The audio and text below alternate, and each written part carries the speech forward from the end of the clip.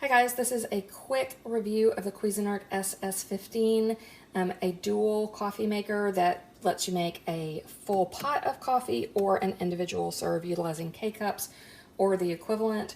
Sometimes we use K-cups in our home, sometimes we use these little Echo pods that you can fill with whatever kind of coffee you like. The Cuisinart does have a separate insert that you can use, which I don't have out here. This is their standard insert. They have a separate insert that you can pull this out and put in a separate one, line up the arrows and pop it in. You can utilize that also. For our purposes, because we do go in and out, it's much simpler to just grab this little pod and tuck it in. You can see it just fits in there just like any K-cup would, and it lets us use the coffee that we like. All right.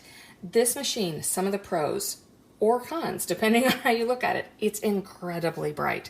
For our purposes, it was too bright, but it does make it really easy to see all your features. It's well lit, and which could be preferable to you. It was not to us.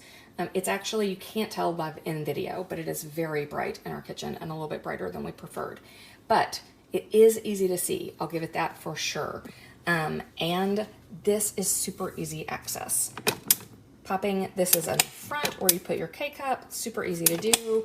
And then it's one button push for the individual serve, which is a high value. The simplicity of that is super valuable.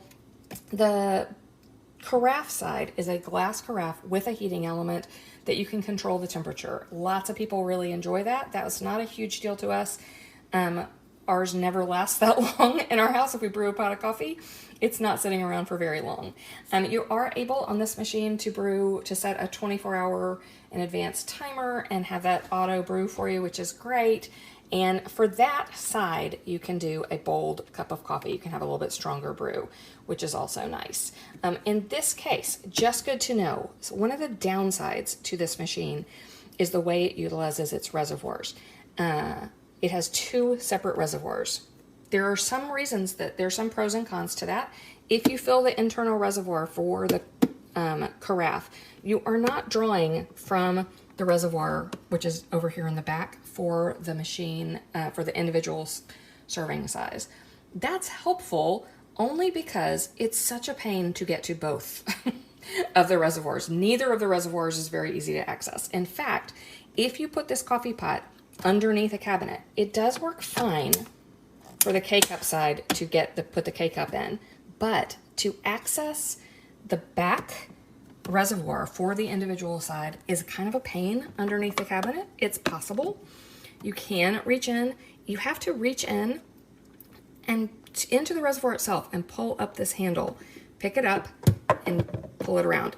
In our case, because we wanted the reservoir, we wanted the coffee machine to go over next to our refrigerator. You'll see we also have the Keurig over here because we're testing both.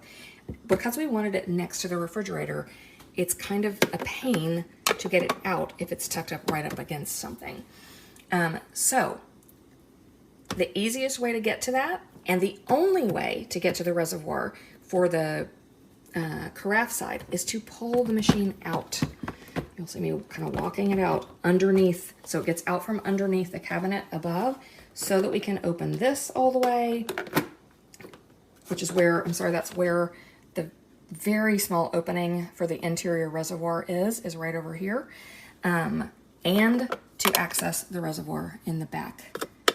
If you'll see what I mean, you have to reach in, pull the handle up, and then you can get it out a little bit more easily because there's nothing up above it. All right, there you go. And place that back on. You do have to be aware to place this correctly because it is not, you can't spin it. It can't be spun around this way. It doesn't fit. It only fits in one direction. That's not too big a deal. Totally doable. In order to pour into this little reservoir, typically in an old style coffee maker, I would use the carafe itself.